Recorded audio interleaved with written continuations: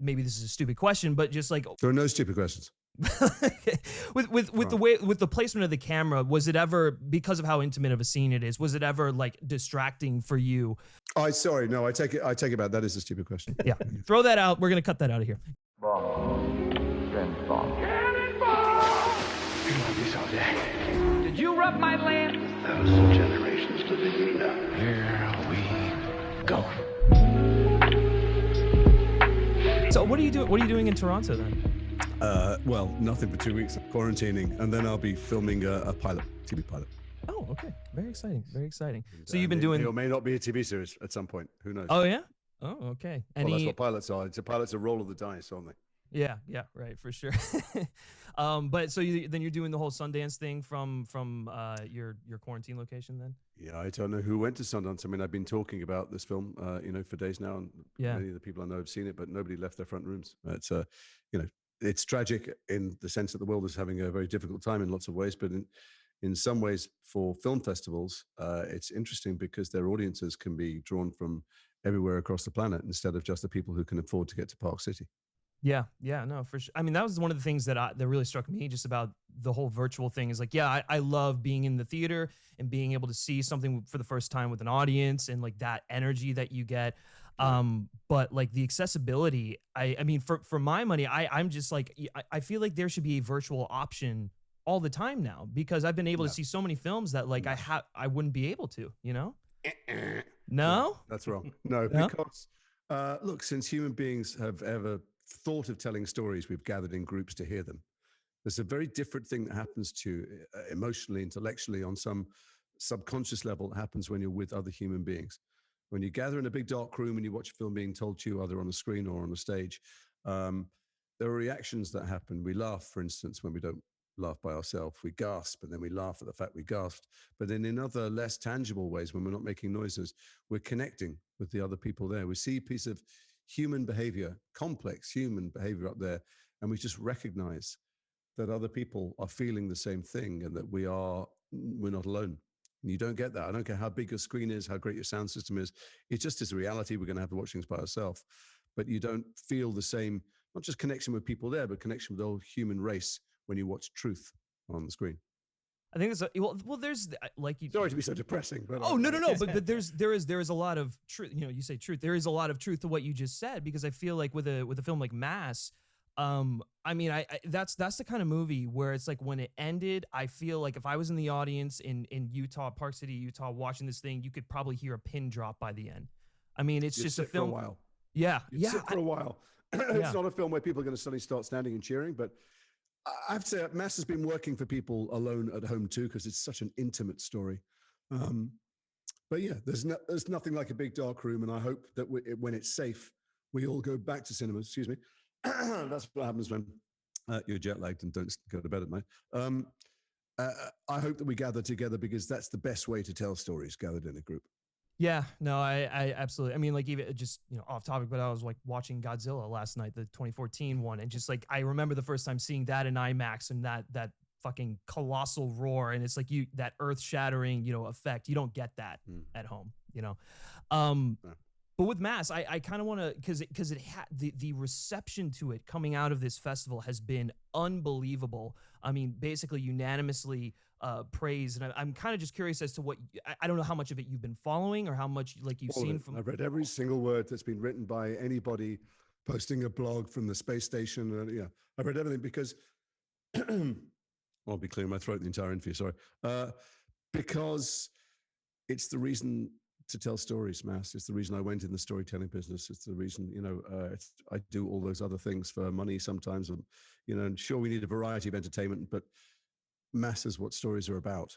And it was such an overwhelming experience to make for me and the other three actors, and obviously for Fran, the writer-director. And that would have been enough, frankly, for me. I didn't put my own personal money into it, so I didn't have as much on the line as Fran did. But it's such a relief and so inspiring to know that other people might get out of it something like what we put into it, because it has such an importance, the wrong word. It doesn't have a message. If there's a message, we could have just, made a bumper sticker or a fridge magnet. But it's such a human experience watching it. It was for me making it and when I've watched it.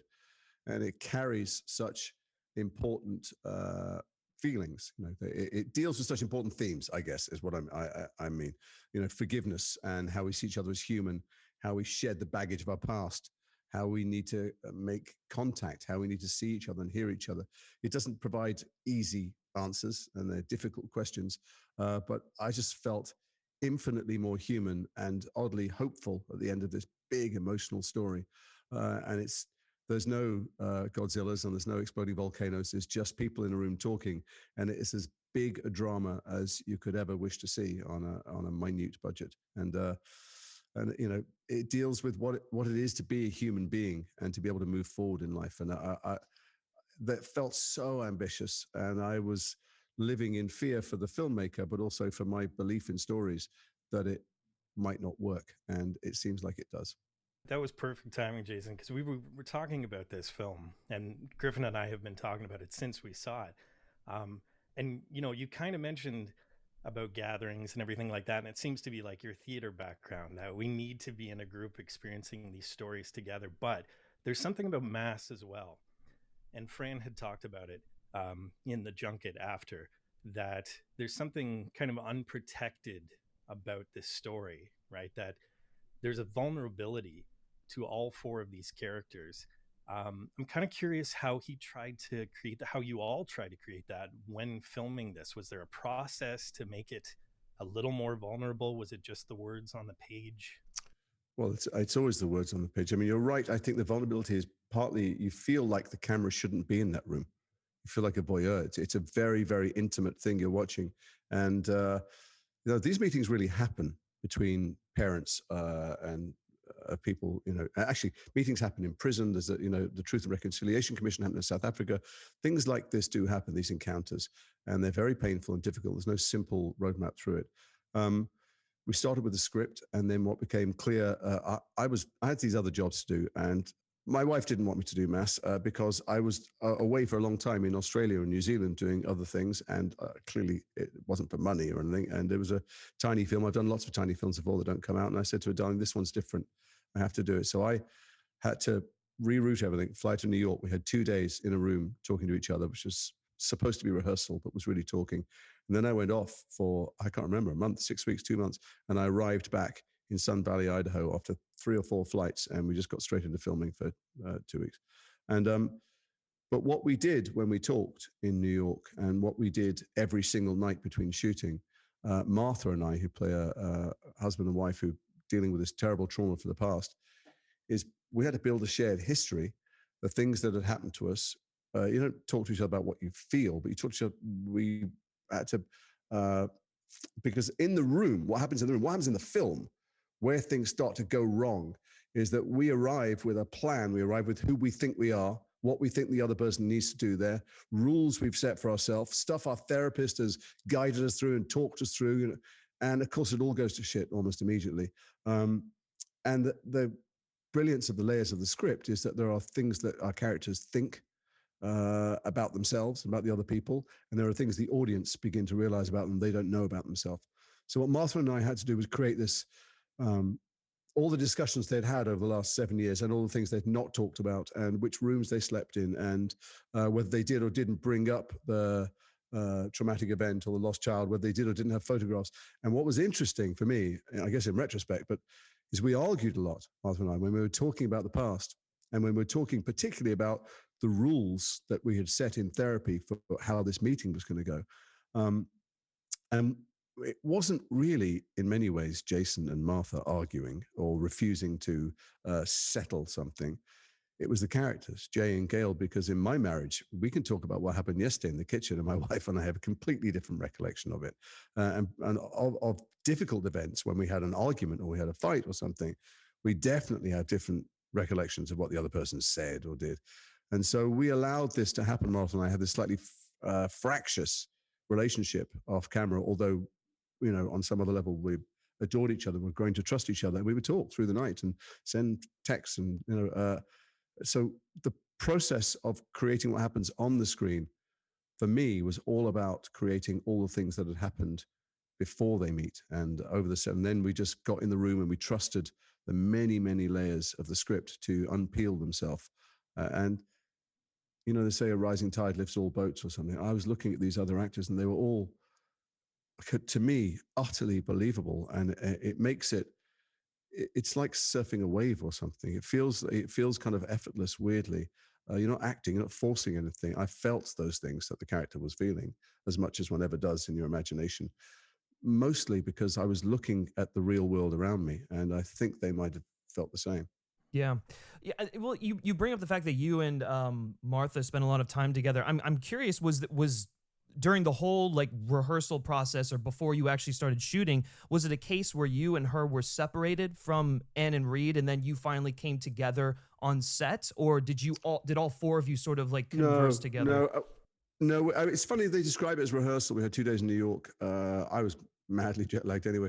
We really just told stories about ourselves. We'd start on the script, we'd jump off, and Anne told a lot of stories about her son. And we would all, you know, rehearsal room is a place where people are often intimate, but this was an expedited and magnified intimacy. And we were very, very vulnerable with each other about the things that, you know, what it triggered off in us.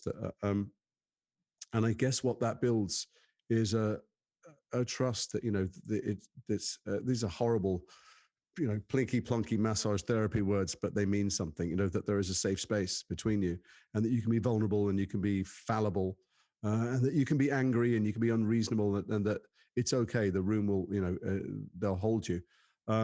So we would rehearse together. We'd go into hotel rooms, one of our rooms at night, because there was huge amounts to shoot every day. It's a very low budget film with a massive amount of dialogue. And we would try and go through the next day's work, but sometimes we'd get halted at paragraph 1 with either a discussion or an argument or somebody bursting out in tears. We kept ourselves, you know, I guess consciously on the edge of extreme emotion for a couple of weeks, because when they walk into this room, you know, all the hair on the back of their neck goes up and all of their history is at stake, and how they define themselves at stake. And so I think we kept ourselves in a kind of heightened state for 2 weeks, which is one of the reasons we were often hysterical with laughter as well. We were all outsiders might have thought we were, you know, absurdly childish and damaged from how we were behaving, but it's because laughter and tears are close together. So we didn't, although Martha and I would, those discussions, particularly about what we'd said just before we arrived or what we had promised each other, or, you know, the lists we'd written down for each other about words we should avoid or questions to bring up, that we did do separately. Yeah, because you definitely do get that sense in the meeting, and I don't know if this was by design of the script, but it's like the two of you would have like disagreements about like what to bring up. Okay, should we go forward with this? Should we hold back on that? And again, just adding to that layer of authenticity. I mean, like even down. It's all in the script. I want to take credit for things, and the reviews are being very nice about the actors. The truth is that I've been the same actor since I started, 33 years ago. And on the very, very odd occasion, I get showered with praise. I never for a split second think it's because I've done something better or different from what I've normally done. It's because there is a script and a story that someone else has created that has all these dimensions, has all this humanity, has all this complexity, and actors end up getting unjustified credit for it. You release yourself into it if you're lucky enough that something as brilliantly constructed as this comes along. Yeah, no, for sure. I mean, and I'm kind of curious about the casting process as well, because I know that I think Fran mentioned that when he was writing the script, the first person that he was that he casted was Reed, or the first person that he had in mind was Reed, because that character was so important. And so was it from there? Was it sort of like the dominoes sort of like aligned themselves, or was there? Well, I think he thought of Reed because Reed is a brilliant theatre actor, and he was originally going to write a play. And then when the producer went, I think this is a film, thank God he did, because it may well end up as a play, but the camera gets inside people's thoughts and their secrets in a way that you could never do on stage. You cannot share with the front row an intimacy that the people in the back row get. It's just not possible. You certainly can't see when someone's not telling the truth. It's just that those things are impossible to communicate on stage. So anyway, it was a play, then it was a film, and I have no idea the process by which it came to me. And Fran will probably at some point generously lie, but I suspect, as in many, many other things, when you're putting a film together, he may have gone through a whole long list of actors before it got to me. I'm never too proud to admit that I was second, third, or 10th choice. I don't know how he got to me. I don't know why he got to me. I know that when I read it, I thought, I don't know what I have to sacrifice or miss or spend to play this part, but I want to be in this film. And that's probably true of Martha and Anne as well. Maybe not. I'm sure that he'll say what all directors always say, which is they were my first choices. I've been in those press conferences, and my friends sometimes are the directors, and it's true 0.01% of the time. There's something interesting about, I think, this dynamic as well, because, you know, you guys obviously had to have become close on this set. Yeah. We did end up loving each other. I mean, like a very dysfunctional family.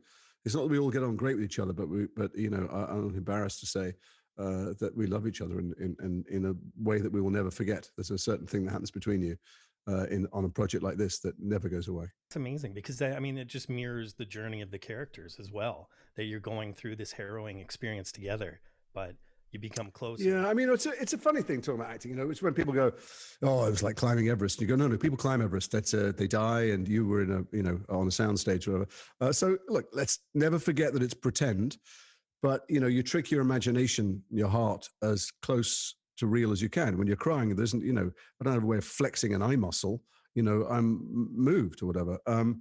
But what really matters is what an audience feels. It's what we go through. Whether someone sticks drawing pins in their shoes to make them wince, or whether they remember their dead parents. Well, it doesn't really matter what we go through. Pulling the curtain back on the process is less important than what it's about and this is a time of spectacular division, and the world is not in a great place. It might well get worse, and the ground is so fertile for people to sow hatred and turn us against each other and blame and scapegoat. And, you know, look at the people who were storming Congress, and there are people who are murderers. People are talking about, you know, stringing up and murdering elected representatives. And in Britain, Brexit riots almost, and who knows what's going to happen as the poverty that's a consequence of pandemic hits and spreads around the world, and people start to be more, you know, gates go up and walls are built.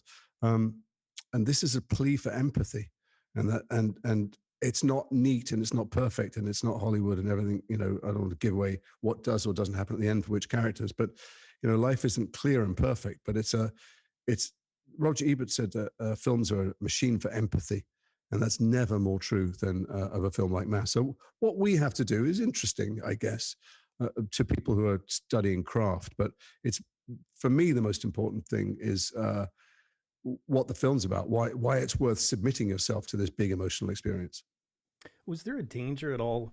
Because, you know, in speaking to each other and going through this process, that Jay would come into the conversation, he would come into that day with, I don't want to say a narrow mindset, but a more narrow. He does. No, that's absolutely right. They all arrive, I think, with some notion of what they are or aren't going to do or think, and, you know, who they are. But this is going to sound like a non sequitur. I've played real life people quite a few times in life, and when I've spoken to them, they describe themselves in a certain way, and then you look at their actions, and you speak to people who know them, who love them, or hate them, and you realize none of us can define ourselves. In fact, no one could be easily defined anyway. But yeah, sure, Jay comes in the room thinking he knows how it's going to go, thinking he's there for his wife's benefit. You know, she's the one that needs emotionally, thinking that he has not moved on from a lot, but he's channeled the loss of his son into a certain activism, and that he is not distracted by personal animosity, vindictiveness, and that's not the thing that drives him in life. Of course, like everybody in the room's intentions and preconceptions, they get, you know, they evaporate or get blown up by the encounter. That's why it's drama. It's interesting because I was just going to finish that thought, but in a sense, was there a danger as Jason then being open to what the other three actors had to say, to have that preconceived notion that you would have had with the character disappear before you had to play the character? He's got a plan. It's like Mike Tyson said, everyone's got a plan until they get punched in the face. Right. So in a sense, Jason's plan has to mirror, Jason as an actor has to mirror what Jay is trying to do. Yet you've already... Jason's not there. Yeah. I'm not there. I'm, you know, as far as possible, I'm Jay. I'm not planning anything.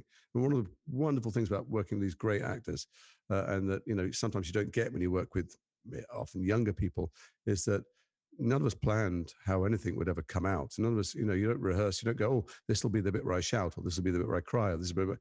You just go in there in life, you know, like this interview we're having. You don't know what's going to happen. All you can do is try and make sure you are at the point of the person before it starts, and then you let it happen. And so I've learned, as Jason, a long time ago, to let go of all that. And it might even look to some people when I start working with them, I'm generally often older now than people I work with, both on the screen, behind the camera. They might think that I'm taking a kind of casual approach because I don't plan, and it comes out differently every time, because that's life, And Dowd, I vividly remember one take where Anne, whose emotions are so close to the surface all the time in life, never mind on screen. She said, let's just do one. I'm in the wrong space, I think. And she did a take, and it was, it was devastating to watch what she did. And then Fran said, cut. And she went, okay, that was bullshit. I got that out of my system. Let's do it again. And she did it completely differently. Just the same woman in a totally different mood with a totally different agenda. Equally good, but entirely different and less emotional. And because she went with what came through her. So, Jason didn't arrive with a plan and was upended by Jay. You try and be, acting is a simple job. It's just hard to do. You've got to be that person in that situation. Yeah, I am curious about the actual shooting process for the film, because in my mind, when I'm watching this, I'm imagining that these were probably very long takes. You'd go for I don't even know how many minutes at a time, but many pages. Yeah, 20 minutes, whatever, longer. Yeah. Yeah, so I'm just and obviously it's really dense and emotional text. I mean, how many takes could you realistically afford to give yourselves in that moment? As many as you need. I mean, it's a low budget film on a tight schedule, so you didn't have the option to do. I remember on Peter Pan doing 121 takes or something. David Fincher notoriously does many, many dozens of takes of difficult scenes. And our job as an actor, is to stay in the zone. That's like asking a sportsman how many times can you play a rally like that? Rafael Nadal, until I've won or lost. That you just do. You do the thing that's necessary. The limiting factor here was not the actor's ability to be emotional. It was the fact that the sun comes up and it goes down and the crew have to eat. Right. So, was it, and I assume just for mainly just the shot selection though, it was so unobtrusive and everything. Did I mean, maybe this is a stupid question, but just there are no stupid questions. with the placement of the camera, was it ever, because of how intimate of a scene it is, was it ever distracting for you? Sorry, no, I take it back. That is a stupid question. Yeah, throw that out. We're gonna cut that out of here. Yeah. All close-ups have a camera there by the other actor's head. Sometimes they have an actor, a camera on the side, and then sometimes it pushes in, and you have to transfer your eye line from the actor themselves to the side of the lens to just off center of the lens. So, I mean, you have to learn to relax and try and focus, like a magic eye picture. The magic eye pictures where you see when you relax, deep focus. I've done a lot of special effects films where there's, Quidditch it was a tennis ball on the end of a stick or whatever. Acting is a job of the imagination. So it's easier when you're looking in someone else's eyes and you're feeling the real connection between you. But sometimes you have to look at the lens. In terms of just the research process, I think the great thing about all of these characters is that you like the film sort of is presented. You go in expecting one thing, believing one thing, and you kind of go out with new perspective. And so I'm curious for you, when you were going in, was there one character that you personally were resonating more with, whether it was your own or one of the others, and then how did that sort of shift after? I'm being Jay when we shoot, so there is no bandwidth to be thinking about. Oh yeah, no, I think maybe I feel more like the parents. When I've watched it, which I've done a few times now, I empathize with everybody at a certain point. What if? But as well as the film being a what if, I was in this very unusual, situation. This, unusual as in relatively small numbers of people have had that thing happen that happens in the film. I've been around things that have, for which I carry baggage, lots of it. There's a lot of people I resent or hate or think that I hate or should hate, but then I meet them and it's harder to hate them. And so I'm more aware of the universality of things and character traits, not specifically about this woman who was the mother of someone who, shot people, but more guilt over things, shame over things. Where I recognize that what I'm boxes I'm putting other people in because they're things I'm wary of in myself, that, you know, I'm terrified that I am like that or whatever, you know. That's the point of stories. They're both completely specific, and when they're completely specific and gripping, then they're completely universal. Well, you know, we were talking about the final scene. We don't want to give anything too much away. Not the final scene, but definitely one of them, where you are listening to music. That's all I'm going to say. That's the first thing we shot. I can't even believe that. Yeah. It's odd because, you know, I was talking about how when you film something, you, particularly when you've got a bit of experience and you're lucky enough to have a great script and it doesn't tickle the boxes for you, you know, you just trust the process and you relax and you go, I don't know what's going to happen today. I don't know if it's going to be a shouting fest or we're going to hold hands and say, I don't know how things are going to be. Well, I didn't know. None of us knew how the next 2 weeks, this conversation in the room was going to go. And we certainly didn't know what mood we would leave in at the end. And yet, because we shot the exteriors first, then the actors with smaller parts could leave, and we just have everyone in the room for 2 weeks.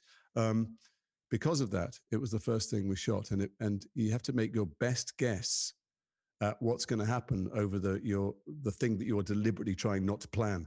And it's a tribute to the director, to Fran, I guess, and to fate. I mean, I don't believe in magic, and I don't believe in God, and but sometimes in my working life over 30 odd years, the alchemy happens. You know, that it can always go wrong with the tiniest of things: set design, a bad wig, someone's accent, you know, music's cues or anything.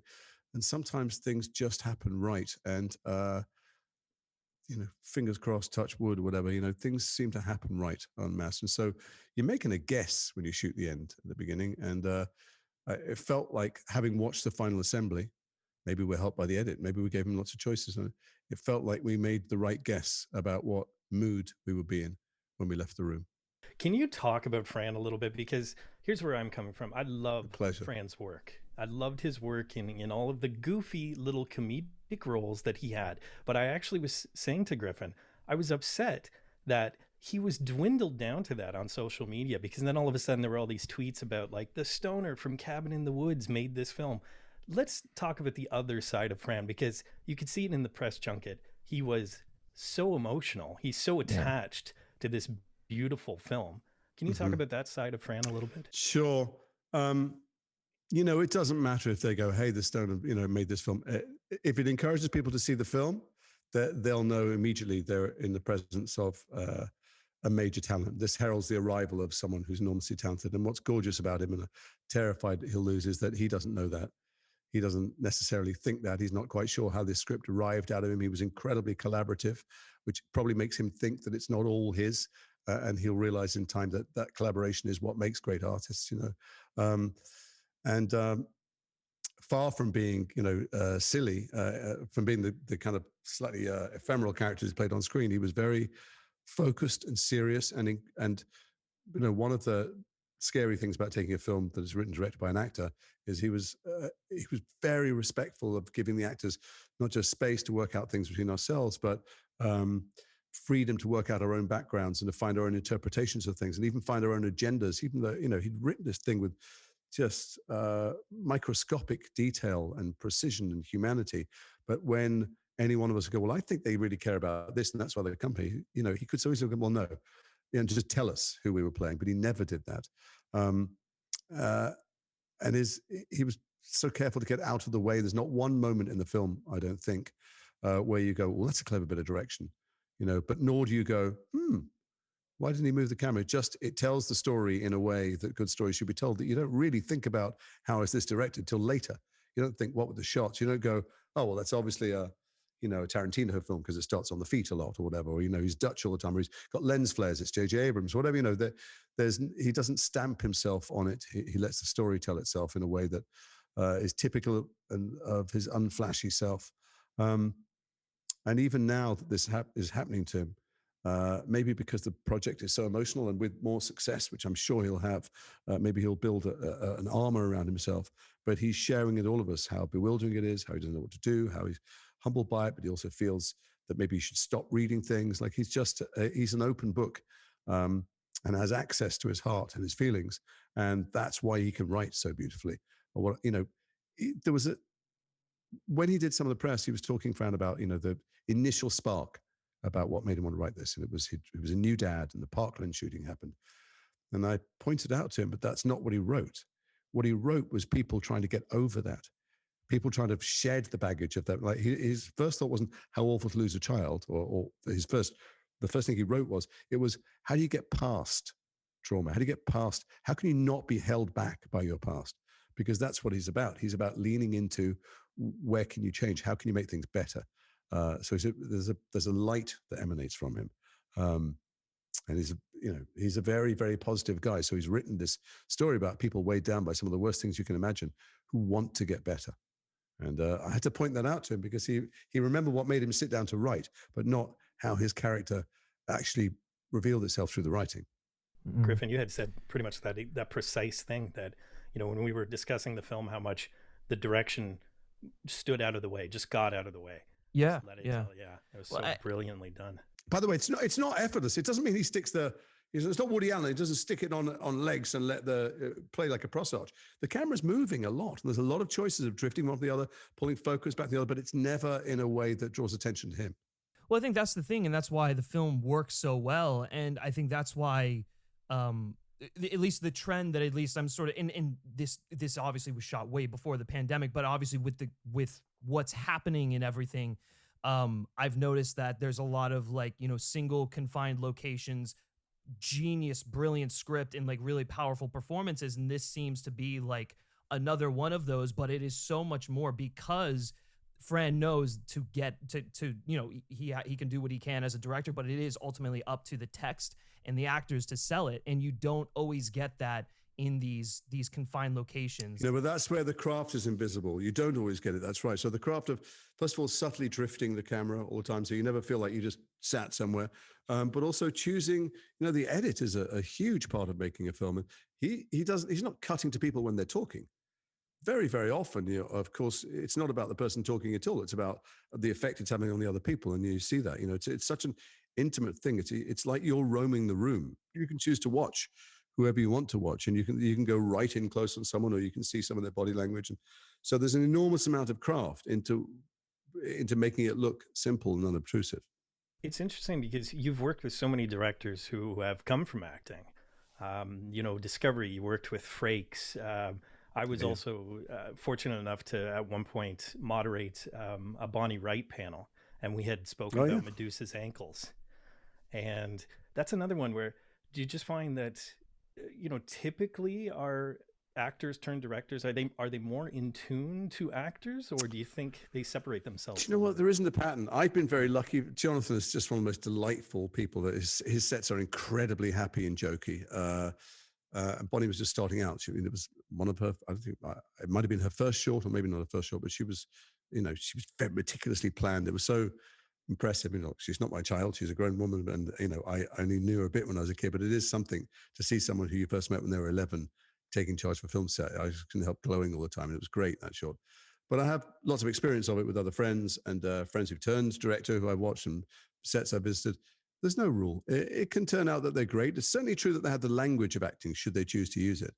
They also have the option, if they want to become dictatorial and give line readings, which is a monstrosity and the worst way to direct. So there's no pattern to it. It is true to say that it's very, very rare for directors to understand what acting is and to have the language of it. And it doesn't matter, because there's a billion other departments that they have to be on top of. And if they say to you something that isn't really how you should talk to an actor, I can translate it into some actionable thing.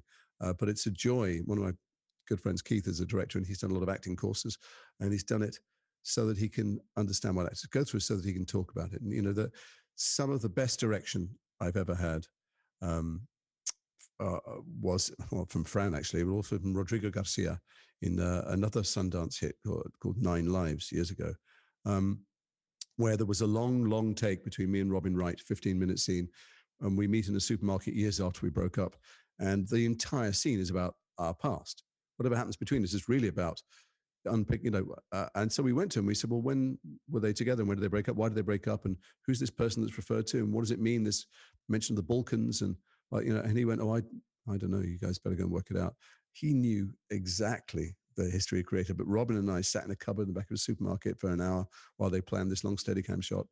And we poured out these incredibly intimate truths about our marriage. We built a backstory so that the front story was loaded with drama. And then we came out and said, do you want us to tell you? He said, no, just show me on camera. And so some of the best direction I've ever had has been when people have just wanted to, vaguely discuss, tweak what you might be wanting or what you might be thinking before you walk in the room, what you might be after. And the worst direction is when they tell you what to do. It's a long answer to actors can fall into either camp. When they get it, they have the vocabulary, but it also means they've got the tools to be able to say to you, look, just do this, and know that you couldn't just do that if that's what they want. So, given the chance, I would always take an ex-actor turned director. I wonder if is that ever something that I'm sure in the business that always like crosses your mind in some capacity, but is that ever something that's been of interest to you? Yeah, a lot. And I've been asked sometimes, and I see things. Fran, for instance, devoted 2 years of his life and possible income and frankly of his soul and spirit to making this film. And it was worthwhile. And he'd written something amazing that was, made it, of value. I've not found anything or written anything that seemed to be worth the sacrifice, frankly, that involves. I love directing scenes, I love directing actors, but I don't want to give up that much of my life. Also, I don't want to call in my favors, my chips from friends who are, higher up in the industry or might or help me or not financially or in other ways, unless I think the project is worth my time and that I can do it better than other people. Yeah, I might well do it. I just, I make gentle moves towards it, but it's so grueling and so hard and so often crushing when you're just about to go and the money drops out, or the actress gets pregnant, or it comes out, but it's the weekend the pandemic starts, or whatever. But I get to spend more time with my family. My kids haven't left home yet. When they have, I might need something else to fill the days. We were also discussing the fact that, some of your films like Death of Stalin, great satirical look at a chaotic world. And It was interesting because we had just thought about, the juxtaposition that you were just speaking about this world that we live in today. And Mass is about so much more. It's not just about, as you mentioned, it's not just about a school shooting, but it is about forgiveness. And I think it's not even about a school shooting. Right. I mean, it's there, but it's really not about that at all. It's like, but anyway, sorry, carry on. No, it's just the point that, like you said, that, what I got out of it was exactly what you had said in the Q&A after, that it is predominantly about almost literally reaching across the table and shaking hands and trying to find some common ground. And disagreeing, not thinking that it's worth winning an argument, going, that person will never think like I think, but how can we move forward, Anyway, sorry, carry on. I keep interrupting your question. No, not at all. Well, it's interesting because Griffin and I were joking about this film, not Mass, sorry, Death of Stalin. Death of Stalin. We're saying that it's so interesting because, of course, Russians post-World War II probably did not think that they would become satire, eventually down the road. Well, actually, you're wrong, but oddly enough. So, first of all, Death of Stalin was a film that I remember reading it thinking, holy shit, this could go so wrong. This could be the most offensive film ever made. And it's a tribute to Armando Iannucci's incredible talent that he walked that tightrope so well that people who were victims of Stalin or whose families were victims of the purges or sent to the Gulag loved the film more than anyone else, But at the time when, even the wrong cocked eyebrow would get you and your entire family murdered or sent, away in Siberia forever, the one weapon they had was humor. And there were satirical magazines, there were jokes. So people told jokes about Stalin all the time. So humor has always been a way to fight oppression. So, whether it's okay for people in the West to make jokes about it years later was a moot point. But they were very happy in Russia at the time. Not happy, sorry, terrified. But that was one way of showing their resistance. Do you ever think we're going to be able to laugh about the world we're in today? Do you think, down the road? I don't know. It's too close to it.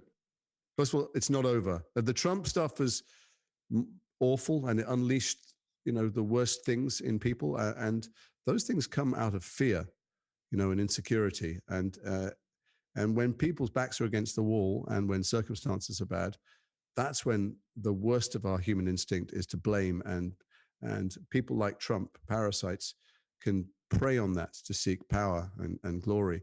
And so those people who were turned to hate, who are convinced that what's going wrong with the world is because of, and then fill in the blank, Mexicans, commies, women, gay people, Jews, whatever, those people who are utterly convinced and, to their soul, they are to some extent victims as well. And in a way, that's what Mass is about.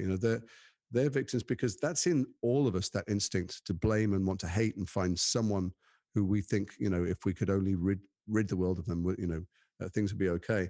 And it's because, the world is a complex place. So we have to watch out for the beginnings, the first shoots of that language.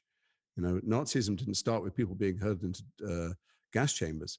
It started with caricatures and social exclusion and, not standing up when there was mild or casual prejudice, allowed socially. So I can't remember what the question was, but do I think there'll be a time we can make fun of now? Well, to make fun of Trump, it would be too soon because there's still a lot of people who feel, 75 million people voted for him, and a lot of people stormed the Capitol, and many other people think it's okay. And the politicians who are standing by now and refusing to impeach him, refusing to alienate themselves from the base that they would like to vote for them, are further, sowing manure, frankly, on the field to try and let their support grow. And there's nothing funny about that. There's nothing funny about it yet. When Jon Stewart was making fun during the Obama years, it was okay to make fun. But when truth is a question, the notion of a fact is a question, you ever look back on it and laugh? I don't know. Ask me in a few years. I don't think there'll be much funny that's about the pandemic. I do think we get pandemic humor once. If you live in, people in war zones are laughing all the time. MASH was a success because Hawkeye was funny as a defense mechanism to what was going on around him. And I think, we can make fun of the circumstances we're all in, but, they're not that even. There's a lot of people who can't afford to stay at home, and there's a lot of people who don't have food in their fridge. And there are other people who are sitting going, God, this is awful. I mean, geez, if I have to bake another loaf of sourdough, that's not the worst thing that can happen to you. Yeah, so, that's true. Yeah.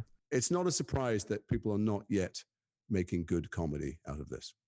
I think that's the thing, is like when you're living in the moment, that's the last thing people want to hear and see. And also you don't get the perspective that you get from distance from there.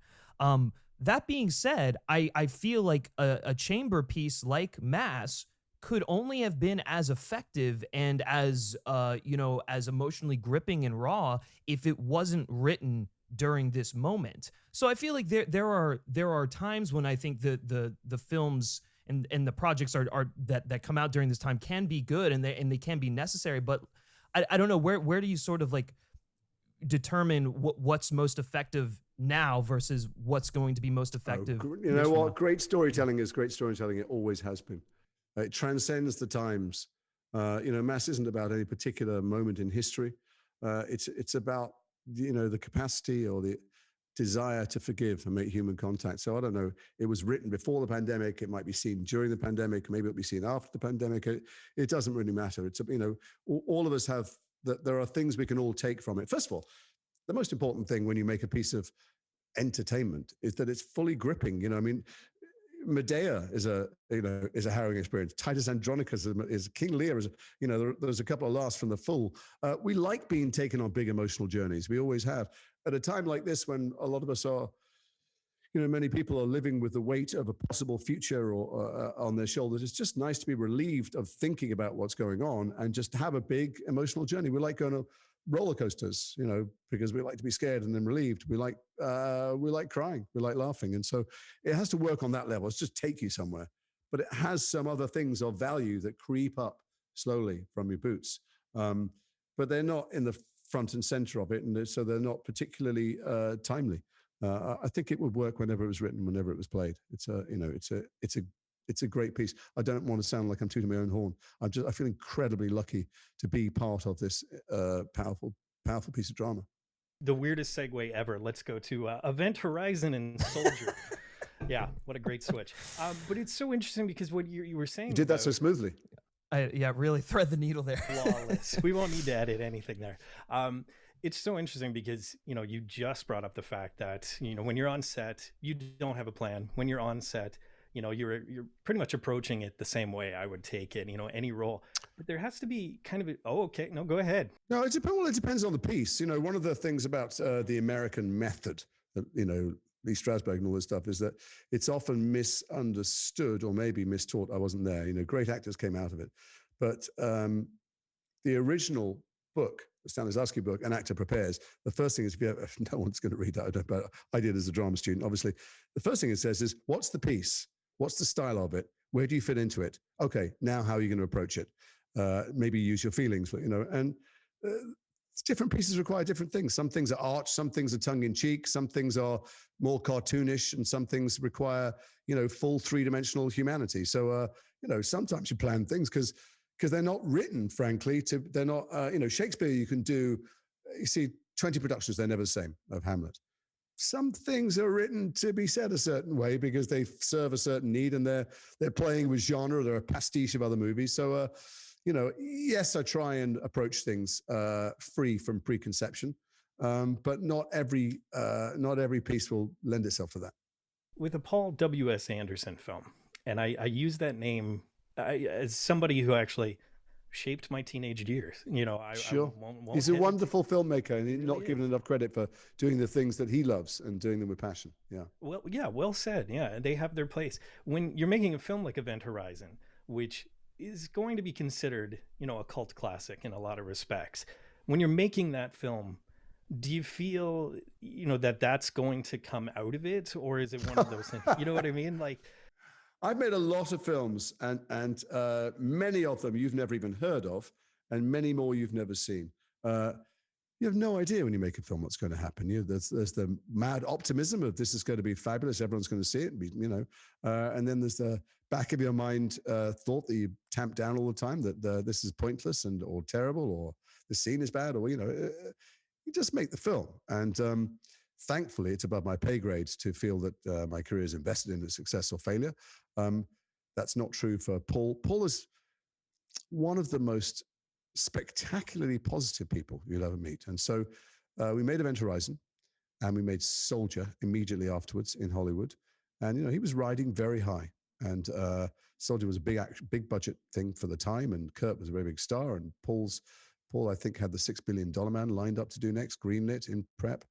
And Soldier was a terrible flop, and everything was canceled. All of everything was shut down. Those things that were supposed to be his life. And he barely took a beat before he went, okay, well, what am I going to do now? All right. When he wrote a TV pilot and got made, he wrote something else, got made, and then he wrote first Resident Evil, made it, and was just I don't know. There's something really magical about the way he dealt with all that time, and how you deal with failure defines you, not how you deal with success. So no, when you're making anything, you don't, apart from the Potters, I guess, once we got into 4, 5, 6, 7, 8, you have no idea what's going to happen to it. And I'm lucky, I guess, in that I've been around for quite a long time and had those early experiences of over expectation and then disappointment, that I learned a long time ago to enjoy the journey and not get invested in what people were whispering about. I remember doing Peter Pan, which was a big budget film that went massively over budget. It felt brilliant when we were making it. We were getting incredible feedback from the editing room and stuff, and the studio execs would fly out. It went over budget and time, so they came out to try and pull PJ back, but they loved what they were seeing.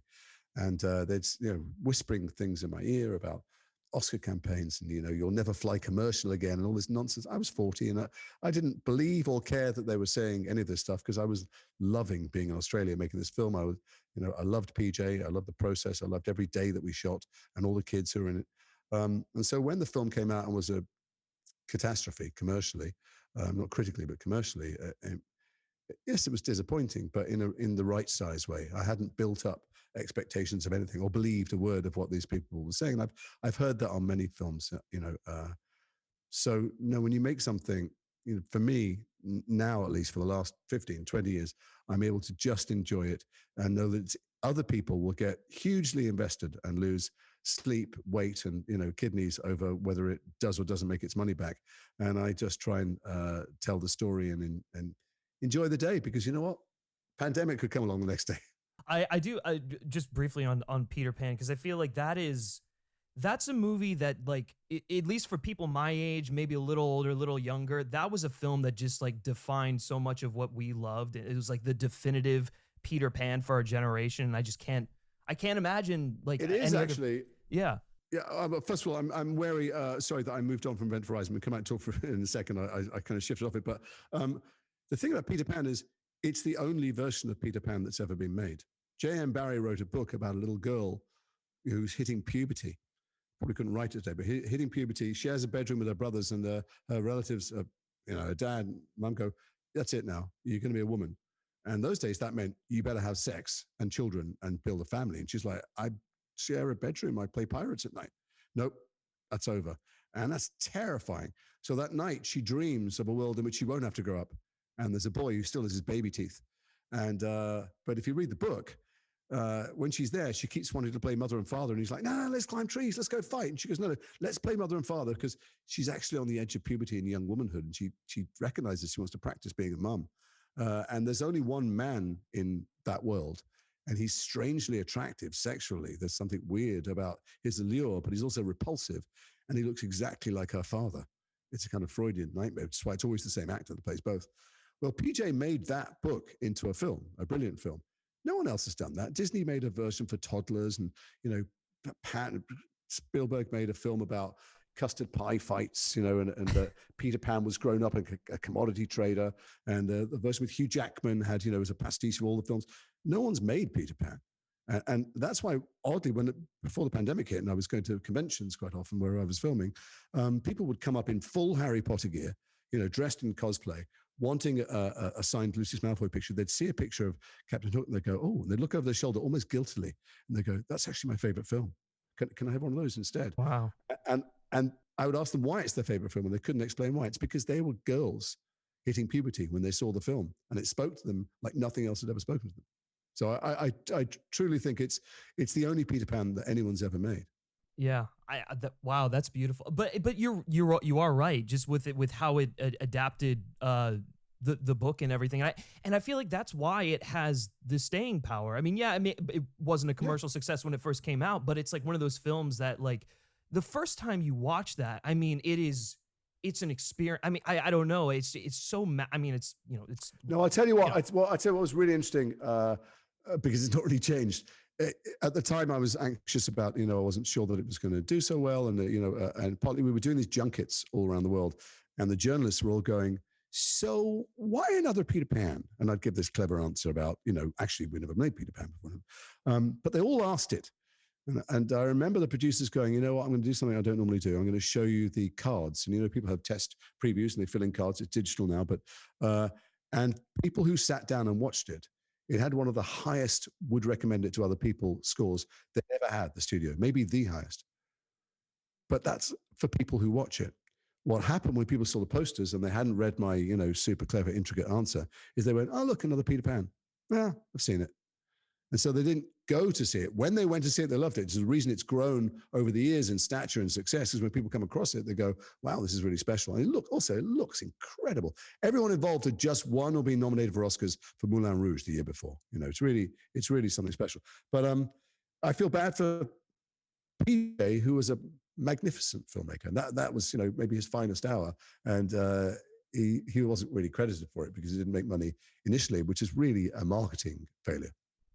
Yeah, I guess that was going to be my next question was like, what do you think ultimately hindered the commercial success of that film? And I guess, like you were saying, people just, another Peter Pan. And yeah. By the way, every time a film fails, it's always marketing. That's what it always says. And it probably isn't. It didn't capture the zeitgeist. So maybe there was no poster and no campaign and no interview that would ever have made people think, oh yeah, I want to go and see a new version of Peter Pan and capture the teenage audience, the teenage girls, prepubescent girls, But also it came out opposite the second Lord of the Rings, which by that stage had gathered this global momentum and became this huge family event.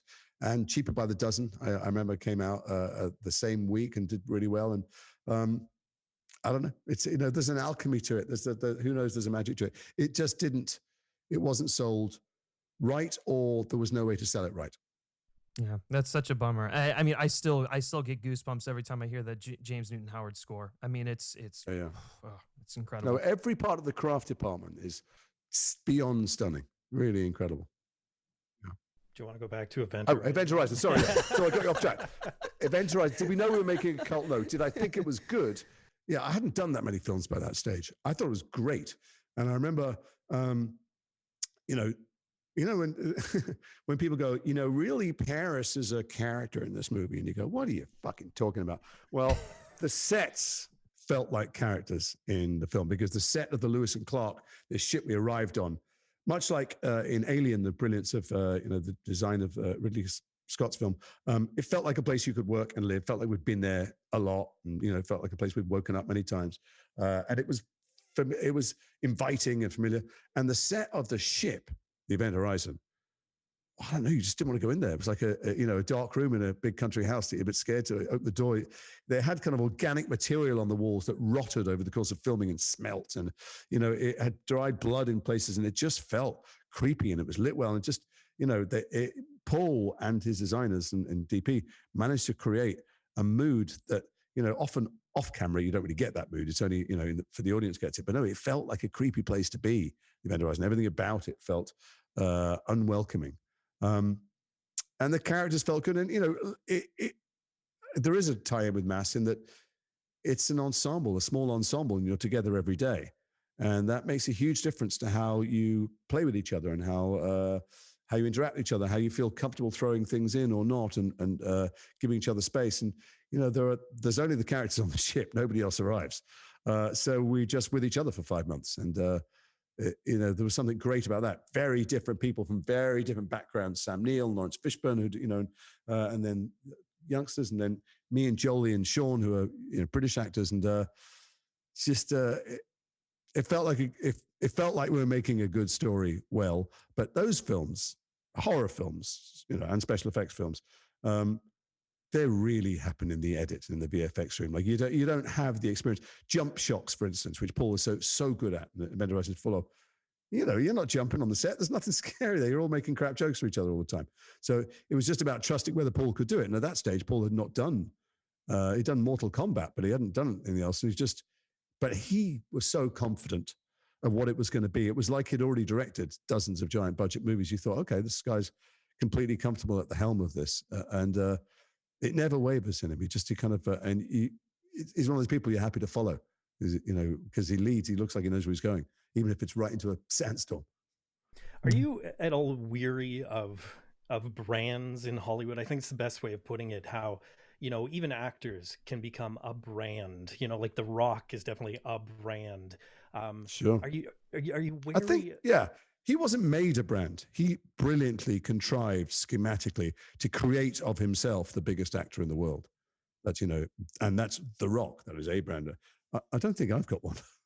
Well, it's interesting because, do you think audiences would consider the Jason Isaacs brand as, these very nefarious characters that you've played in the larger projects you've done? Because, Mass is a perfect example of, nothing even close to that, like a real human being and the emotional journey that you go through. It's not Malfoy. It's not, anything that this huge and, archetypal. So, do you ever, does it even enter your mind? Are you? Yeah, no, and it enters my mind a lot. I've turned down lots of work in the past because I think, well, you're just asking me to repeat something I've already done. There was a time after The Patriot came out when I was just briefly, the window was open to be, Hollywood's rent a bad guy. And I thought The Patriot was a great example of it. And I thought, the story, the script, and the people making it gave that character space to be powerful and have agency and stuff. And I was offered the bad guy opposite every testosterone hunk in Hollywood for about a year. I turned them all down. I should have done them for my bank balance, maybe to establish a brand better. But instead I did a play and I played a drag queen, so, Lucius Malfoy oddly stopped lots of those parts coming to me because it was thought to be a cliche. There were times I wanted to be, there's only a very small handful of your Tom Cruises and Will Smiths. So the next best part is often the antagonist. And I was thought to be cliched casting for a long time for things like that. But, I've done so many other things in between. It might be in the audience's mind. I'm sure it is in the audience's mind that I'm primarily known for Lucius Malfoy. And then there are occasional other antagonists who come along that you add onto it. But essentially, Lucius Malfoy is the trunk of the tree. But my life experience isn't that. I'm shooting lots of other things all the time. Whether 10 million or 10,000 people see them what my life is making those things. And, often you get far more to chew when you're something other than lovely and heroic. Not that I'm offered, the choice all the time, and I go, do you want to be the hero? Do you want to be one of the more unpleasant characters? But there are things to act. And if I can find something in the script where I believe this person, that I'm not a big fan of Trump. I don't think it was a great secret if you follow me on social media, nor are most right-thinking people in the world. But I can guarantee you he looked in the mirror and thought, I'm out to save white people. I'm here to, he didn't think, God, what a shitty, awful, prejudiced, insecure narcissist I am. How can I go out there and be evil? He thinks he's in the right. So if I can find how someone thinks that they are either doing the right thing or justified in doing the wrong thing, I'm interested in playing them, because we come across those people all the time. We are those people often. None of us are consistent all day and every day. We do things we wish we hadn't done. We say things we wish we hadn't said. We can't stop ourselves.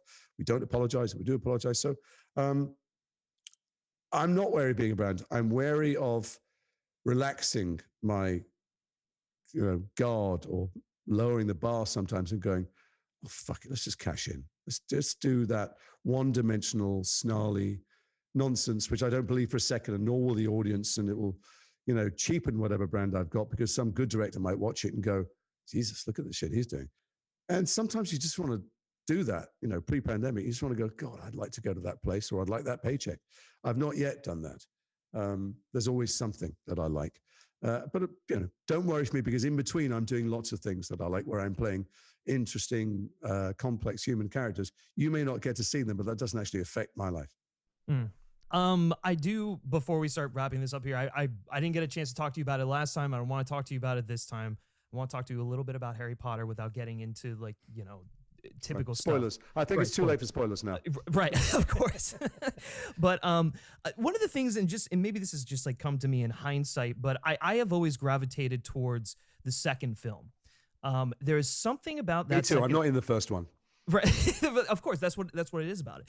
But there's something about the fact that Chris Columbus was given the opportunity to make an almost 3-hour long family fantasy film that just sort of blows my mind. That's got a lot of dialogue, that's got really just interesting character moments. And I don't know, I just feel like in retrospect, that's something that I feel would not happen today.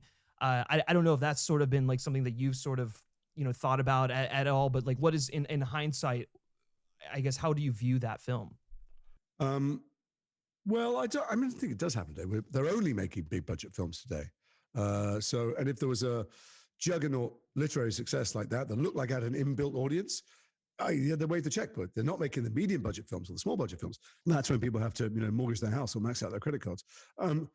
No, I think when I think about Chris and those first two films, and the one I was in, the second one, I think that when people look back on the history of Harry Potter, he's not given anywhere near enough credit for setting out the stall, for casting so brilliantly, for overseeing the design of it, for, John Williams does the music, but for using the music so brilliantly, for establishing the world of it, the relationships of it, and for getting the right tone. There are other successful children's books that didn't make successful, series of films. And to take something that's so beloved and so brilliantly written, I've just started reading it to my friend's daughter online, and I was reminded again that none of these things are accidents or marketing.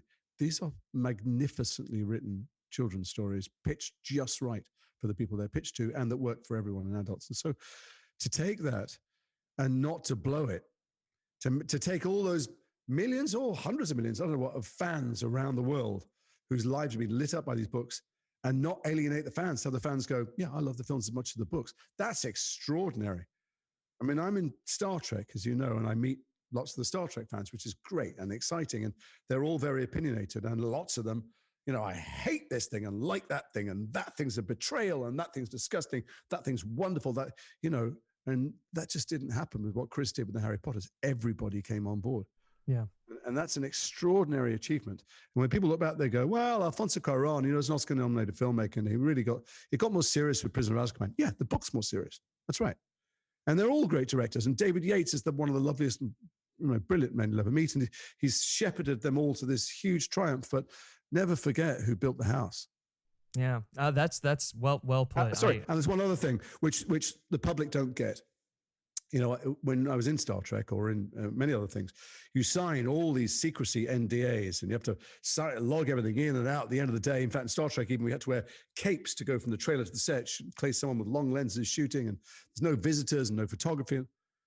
Chris let anybody visit anytime they wanted. He had his kids were in school there while he was doing the first one. They brought their whole class and he set that culture out. And so I had visitors every single day that I shot. Whenever I was there over the 10 years, I had at least 5 kids and their parents come and visit and tour around all the sets, say hello to Dan, Rupert, and Emma, who were unfailingly polite, and Tom, who was always gorgeous, and, say cut and action sometimes. And even when, new directors would arrive for whom that would not be the way they'd normally work, no, they inherited this culture of friendliness and openness. And on a film set, the atmosphere is set at the top of the pyramid. When someone is kind of being very alpha about it or rude or shouting down at who's ever next tier down, they shout down to the next tier and they shout down. And these sets become very fraught and very adrenalized. And Chris was so incredibly nice, and David Heyman, the producer too, that it trickled down. And it was just a really lovely set where people are great to each other. And that culture never changed. And that, maybe not for the audience, but for the people working there, has just infinite value. It was incredible. Yeah. Wow. I can't even, that's remarkable. Cause I had no idea that it was that open while it was filming. Yeah, for sure. Yeah. I guess out of all of the films, was there one film where you had, given the fact that the kids were getting older and you could probably interact with them on a different level, was there one film that really stuck out to you as like having, maybe like the most fun doing? I'm sure they were all a blast to do, but is there? No, they weren't. No, they weren't, because I didn't have much to do in lots of them. I thought about not doing in the next one. I didn't sign multiple pictures, but numbers of times I thought, I can't do the next one. I can't be, the phone in January, they're very nice, but they go, we need you for 3 days in February, a week in May, 2 days in June and all of October. And you're like, I can't, how do you, it wasn't like you paid a fortune to do all of it. It's just those, you get paid for those days you're working. I'm like, I don't want to do that. And it's, I did miss out on numbers of other jobs, but I just, in the end, every time I just thought, I can't bear for someone else to put that wig on, So much more enjoyable when I had more to do on those sets. I guess the most enjoyable one, there's two. It was Chamber of Secrets, because I had a lot to do in the story, and I didn't know how much I would have to do in subsequent films because the books weren't written.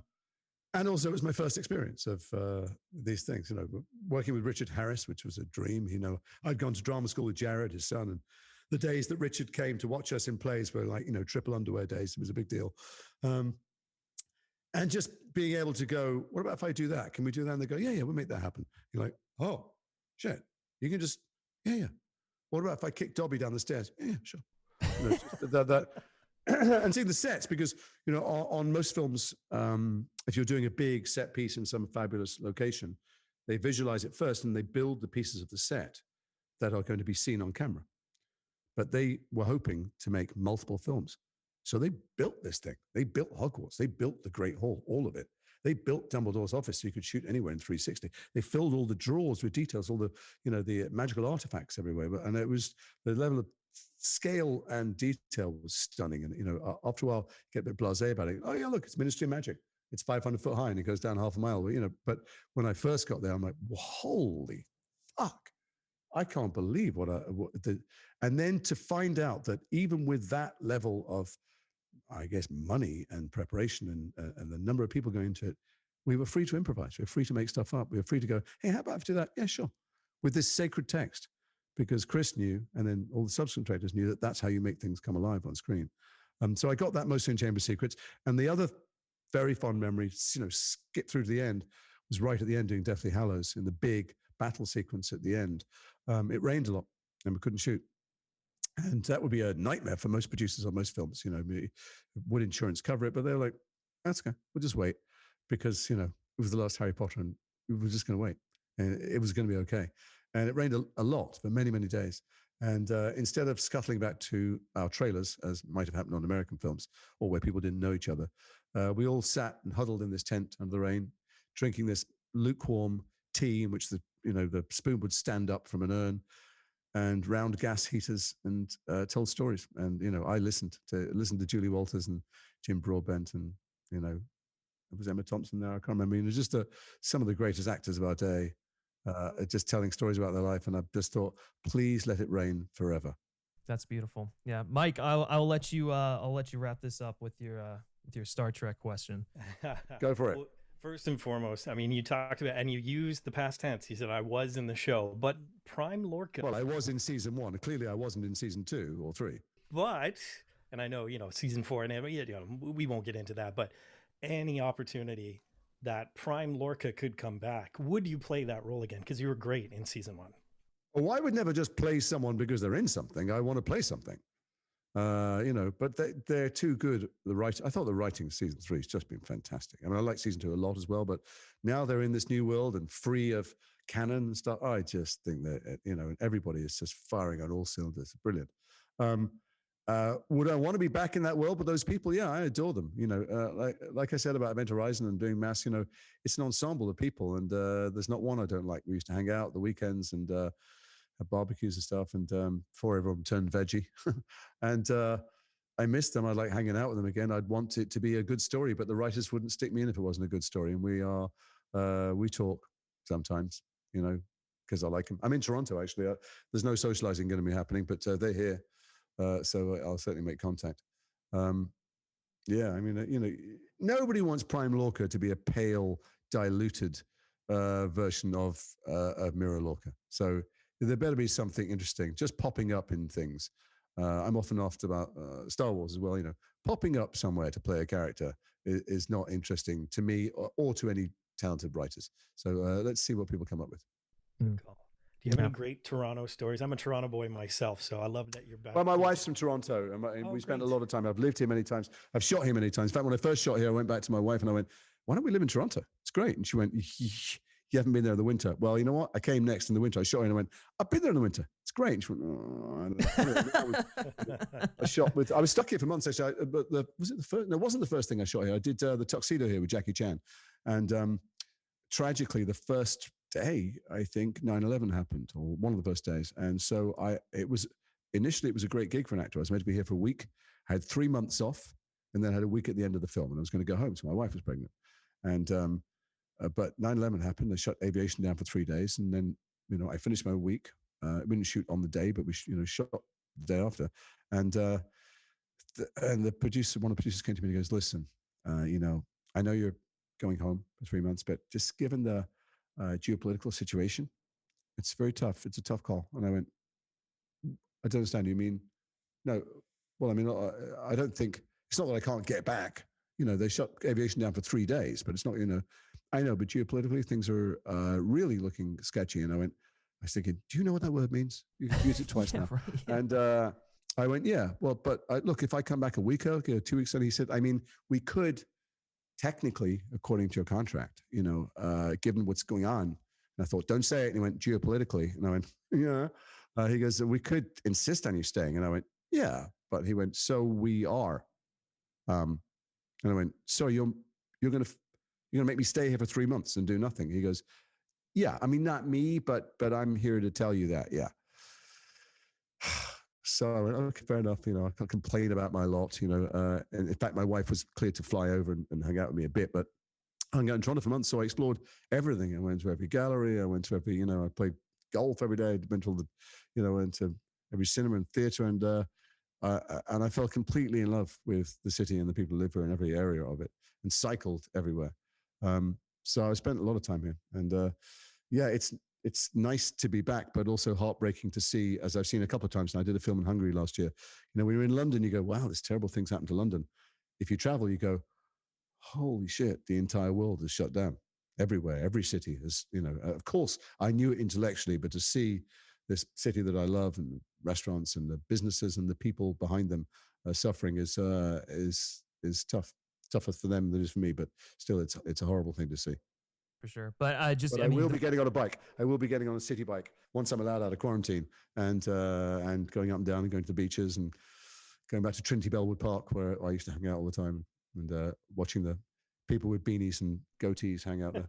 The beanies and goatees. Very accurate. Yeah. Every time I go there for the film festival, it's always, I'm always like, man, I should just move here. This is beautiful. Yes. Yeah. No, it's great. And it's the people. The reason is not the city. The city's great. It's the people. It is people. Canada's just got you see groups of friends standing around of all ages, and they look like the UN. There's some Caucasian, there's a West Indian, there's a Korean, there's a Vietnamese person, and these aren't kids. They've been friends for their life. My brother-in-law that's his group of friends. It's the most ethnically eclectic group you could, and there's you don't see that. You see there are other cities that are very multicultural, but you don't see groups of friends that are that mixed as often as I've ever seen in Toronto, which I love about the place. Yeah, for sure. Well, Jason, thank you so much again for all your time. It has really been a pleasure chatting with you. It's a pleasure. I'm in quarantine. I got another 11, 12 hours before I have to go to bed, so we can just keep. Or maybe I should get off. Let's just keep going. Yeah. Oh man, no, it's great. And honestly, I wish you all the best with Mass, because this is a film that I feel like really, I mean, you've seen all the outpour of support and everything, but it's a beautifully acted film. It is like this wonderful cry for empathy, and I think it's the kind of film that can really bring stupid as it sounds, like it's the kind of film that could bring people together. It's for me, it's what storytelling's about. It's why I became an actor, to be able to tell stories that affect people in ways you're not aware of while you're watching it. People came out and instantly write things, but this thing just seeps into you from the inside out. So there's the instant reaction, and hopefully there's the slow burn and the possibility of change, and it's never been more needed. But it's not out yet. It's been a festival screening, so let's hope that somebody buys it. I know there are people interested who know how to release it and bring it to folks' attention. We'll see.